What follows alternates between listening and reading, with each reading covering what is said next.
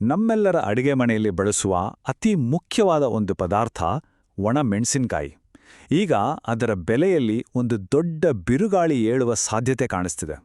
ಮುಂದಿನ ಕೆಲವೇ ನಿಮಿಷಗಳಲ್ಲಿ ಈ ಖಾರದ ಮುನ್ಸೂಚನೆಯ ಹಿಂದಿನ ಕಾರಣಗಳೇನು ಅಂತ ಒಂದೊಂದಾಗಿ ನೋಡೋಣ ಬನ್ನಿ. ಹೌದು, ಇಡೀ ಜಗತ್ತಲ್ಲೇ ಇಷ್ಟೊಂದು ಫೇಮಸ್ ಆಗಿರೋ ಈ ಮಸಾಲೆ ಪದಾರ್ಥಕ್ಕೆ ಈಗ್ಯಾಕಪ್ಪ ಈ ಪರಿಸ್ಥಿತಿ ಬಂದಿದೆ? ಇದಕ್ಕೇನ್ ಕಾರಣ? ಈ ಪ್ರಶ್ನೆಗೆ ಉತ್ತರ ಸಿಗ್ಬೇಕಂದ್ರೆ ನಾವು ಬೇರೆ ಬೇರೆ ಕಡೆಗಳಿಂದ ಬರ್ತಿರೋ ಹಲವು ಅಂಶಗಳನ್ನ ಒಟ್ಟಿಗೆ ಸೇರಿಸಿ ನೋಡ್ಬೇಕಾಗುತ್ತೆ.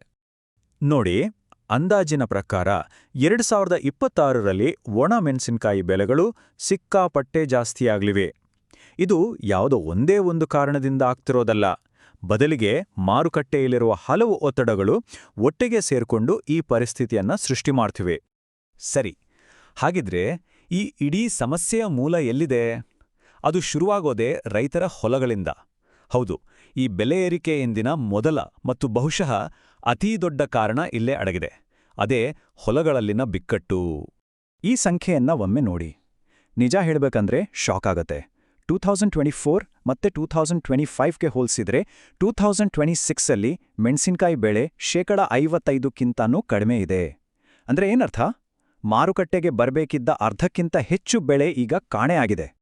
ಈ ಕುಸಿತ ಎಷ್ಟು ದೊಡ್ಡದು ಅಂತ ಅರ್ಥ ಮಾಡ್ಕೋಬೇಕಂದ್ರೆ ಪ್ರತಿ ಎಕರೆಗೆ ಇಳುವರಿ ಎಷ್ಟು ಬರ್ತಿದೆ ಅಂತ ನೋಡೋಣ. ಸಾಮಾನ್ಯವಾಗಿ ರೈತರಿಗೆ ಒಂದು ಎಕರೆಗೆ ಸುಮಾರು 30ರಿಂದ 35 ಕ್ವಿಂಟಲ್ ಬೆಳೆ ಸಿಗ್ತಿತ್ತು. ಆದರೆ ಈಗ ನೋಡಿ, ಅದು ಕೇವಲ 10ರಿಂದ 15 ಕ್ವಿಂಟಲ್ಗೆ ಬಂದು ನಿಂತಿದೆ. ಇದು ಎಷ್ಟು ದೊಡ್ಡ ನಷ್ಟ ಅಂತ ಒಮ್ಮೆ ಯೋಚನೆ ಮಾಡಿ. ಹಾಗಾದ್ರೆ ಇಳುವರಿ ಇಷ್ಟೊಂದು ಕಮ್ಮಿಯಾಗೋಕೆ ಕಾರಣ ಏನು? ಇಲ್ಲೊಂದು ಮುಖ್ಯ ವಿಲನ್ಗಳಿದ್ದಾರೆ ಅಂತ ಹೇಳ್ಬೋದು. ಮೊದಲನೇದು ವಿಪರೀತ ಮಳೆ. ಎರಡನೆಯದು ಕಪ್ಪು ಮತ್ತೆ ಕೆಂಪು ತ್ರಿಪ್ಸ್ ಅಂತಾರಲ್ಲ, ಆ ಕೀಟಗಳ ಕಾಟ. ಇನ್ನು ಮೂರನೆಯದು ಫಂಗಸ್ ಮತ್ತೆ ಬ್ಯಾಕ್ಟೀರಿಯಾದಿಂದ ಬರುವ ರೋಗಗಳು. ಇವೆಲ್ಲ ಒಟ್ಟಿಗೆ ಸೇರಿ ಬೆಳೆಗೆ ದೊಡ್ಡ ಹೊಡೆತವನ್ನೇ ಕೊಟ್ಟಿವೆ. ಅಯ್ಯೋ, ಸಮಸ್ಯೆ ಬರೀ ಇಷ್ಟಕ್ಕೆ ನಿಲ್ಲಲ್ಲ. ದೇಶದ ಇನ್ನೊಂದು ಭಾಗವಾದ ಉತ್ತರ ಭಾರತದಲ್ಲಿ ಪರಿಸ್ಥಿತಿ ಇದಕ್ಕಿಂತನೂ ಗಂಭೀರವಾಗಿದೆ.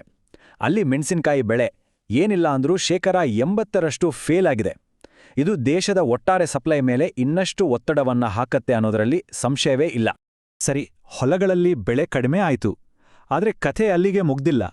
ಬೆಳೆದ ಆ ಅಲ್ಪ ಸ್ವಲ್ಪ ಬೆಳೆ ಕೂಡ ಮಾರುಕಟ್ಟೆಗೆ ಬರೋ ಅಷ್ಟರಲ್ಲೇ ಇನ್ನಷ್ಟು ಸಮಸ್ಯೆಗಳನ್ನ ಎದುರಿಸ್ತಿದೆ.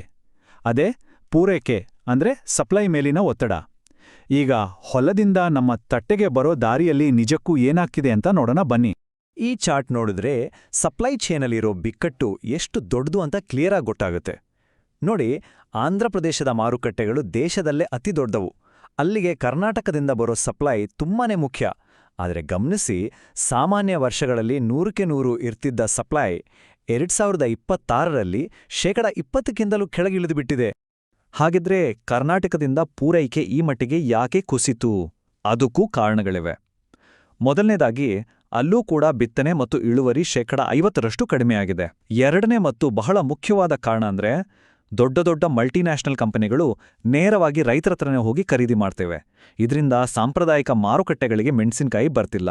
ಇನ್ನು ಕೊನೆಯದಾಗಿ, ಅಲ್ಲೇ ಲೋಕಲ್ ಆಗಿ ಒಳ್ಳೆ ರೇಟ್ ಸಿಗ್ತಿರೋದ್ರಿಂದ ರೈತರು ಬೇರೆ ರಾಜ್ಯಗಳಿಗೆ ಕಳಿಸಕ್ಕೆ ಅಷ್ಟೊಂದು ಆಸಕ್ತಿ ತೋರಿಸ್ತಿಲ್ಲ.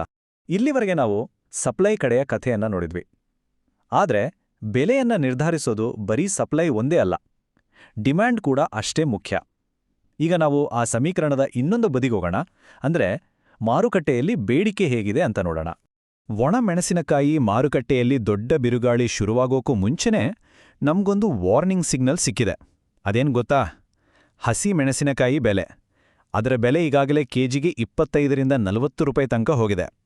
ಹಸಿ ಮೆಣಸಿನಕಾಯಿಗೆ ಇಷ್ಟೊಂದು ಡಿಮ್ಯಾಂಡ್ ಇರೋದು ಮುಂದೆ ಒಣ ಮೆಣಸಿನಕಾಯಿ ಮಾರುಕಟ್ಟೆ ಎಷ್ಟು ಹೀಟ್ ಆಗ್ಬೋದು ಅನ್ನೋದಕ್ಕೆ ಒಂದು ಮುನ್ಸೂಚನೆ ಇದ್ದಾಗೆ. ಮಾರುಕಟ್ಟೆಯಲ್ಲಿ ಪರಿಸ್ಥಿತಿ ಎಷ್ಟು ತುರ್ತಾಗಿದೆ ಅನ್ನೋದಕ್ಕೆ ಈ ಒಂದು ಮಾತು ಸಾಕ್ಷಿ. ಹೆಚ್ಚಿನ ಮೆಣಸಿನಕಾಯಿ ಪುಡಿ ಕಂಪನಿಗಳು ತಮ್ಮ ಹಳೆಯ ಸ್ಟಾಕನ್ನ ಬಹುತೇಕ ಖಾಲಿ ಮಾಡಿವೆ. ಅವರೆಲ್ಲ ಈಗ ತುರ್ತಾಗಿ ಹೊಸ ಬೆಳೆಯನ್ನ ಖರೀದಿಸ್ತಿದ್ದಾರೆ. ಇದರ ಅರ್ಥ ಏನು? ಕಂಪನಿಗಳ ಹತ್ರ ಸ್ಟಾಕ್ ಖಾಲಿ ಆಗ್ತಿದೆ. ಹಾಗಾಗಿ ಮಾರುಕಟ್ಟೆಯಲ್ಲಿ ಸಿಗೋ ಅಲ್ಪ ಸ್ವಲ್ಪ ಬೆಳೆಗೆ ಮುಗ್ಬೀಳ್ತಿದ್ದಾರೆ. ಇದು ಬೆಲೆ ಏರಿಕೆಗೆ ಇನ್ನಷ್ಟು ಪುಷ್ಟಿ ಕೊಡುತ್ತೆ. ಸರಿ, ನಾವು ಇಲ್ಲಿವರೆಗೆ ನೋಡಿದ ಎಲ್ಲಾ ಅಂಶಗಳನ್ನು ಒಟ್ಟಿಗೆ ಜೋಡಿಸೋ ಸಮಯ ಬಂದಿದೆ. ಒಂದು ಕಡೆ ಕಡಿಮೆ ಉತ್ಪಾದನೆ, ಇನ್ನೊಂದು ಕಡೆ ಸಪ್ಲೈನಲ್ಲಿ ಸಮಸ್ಯೆ, ಮತ್ತೊಂದು ಕಡೆ ಹೆಚ್ಚಾಗ್ತಿರೋ ಬೇಡಿಕೆ.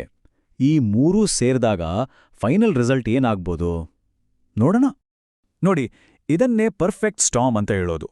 ಇದೊಂದು ರೀತಿ ಸರಳ ಸೂತ್ರ. ಸ್ಟೆಪ್ 1 ಕಡಿಮೆ ಉತ್ಪಾದನೆ, ಸ್ಟೆಪ್ 2 ಸಪ್ಲೈ ಚೈನ್ ಮೇಲೆ ತೀವ್ರ ಒತ್ತಡ ಮತ್ತು ಸ್ಟೆಪ್ 3 ಸಿಕ್ಕಾಪಟ್ಟೆ ಜಾಸ್ತಿ ಇರೋ ತುರ್ತು ಬೇಡಿಕೆ. ಈ 3 ಅಂಶಗಳು ಒಟ್ಟಿಗೆ ಸೇರಿದಾಗ ಅದರ ಫಲಿತಾಂಶ ಒಂದೇ: ಬೆಲೆಯಲ್ಲಿ ಭಾರೀ ಏರಿಕೆ. ಈ ಬೆಲೆ ಏರಿಕೆ ಯಾವ ಮಟ್ಟದಲ್ಲಿ ಇರ್ಬೋದು ಅಂತ ಊಹಿಸೋಕೆ ಮಾರ್ಕೆಟ್ ಎಕ್ಸ್ಪರ್ಟ್ಸ್ ಒಂದು ಇಂಟ್ರೆಸ್ಟಿಂಗ್ ಹೋಲಿಕೆ ಕೊಡ್ತಿದ್ದಾರೆ. ಈ ಪರಿಸ್ಥಿತಿಯನ್ನ ಅವರು ಇತ್ತೀಚೆಗೆ ಬೆಳ್ಳಿಯ ಬೆಲೆಯಲ್ಲಿ ಆದ ಏರಿಕೆಗೆ ಹೋಲಿಸ್ತಿದ್ದಾರೆ. ನೆನ್ಪಿರ್ಬೋದು, ಸಪ್ಲೈ ಕೊರತೆ ಮತ್ತು ಜಾಸ್ತಿ ಡಿಮ್ಯಾಂಡ್ನಿಂದಾಗಿ ಬೆಳ್ಳಿಯ ಬೆಲೆಗಳು ಸುಮಾರು 150% ಹೆಚ್ಚಾಗಿದ್ವು. ಈಗ ಅಂಥದ್ದೇ ಒಂದು ಸನ್ನಿವೇಶ ಮೆಣಸಿನಕಾಯಿ ಮಾರುಕಟ್ಟೆಯಲ್ಲೂ ಕಾಣಿಸ್ತಿದೆ ಅಂತ ಹೇಳ್ತಿದ್ದಾರೆ. ಹಾಗಾಗಿ ಕೊನೆಯದಾಗಿ ಹೇಳೋದಾದ್ರೆ, ಮಾರುಕಟ್ಟೆ ಸಿಕ್ಕಾಪಟ್ಟೆ ಬ್ಯುಸಿ ಆಗ್ತಿದೆ. ಎಲ್ಲ ಸೂಚನೆಗಳು ಬೆಲೆ ಏರಿಕೆಯ ಕಡೆಗೆ ಬೊಟ್ಟು ಮಾಡಿ ತೋರಿಸ್ತೇವೆ. ಆದ್ದರಿಂದ ಈ ಬಗ್ಗೆ ಎಚ್ಚರವಾಗಿರೋದು ತುಂಬಾನೇ ಮುಖ್ಯ.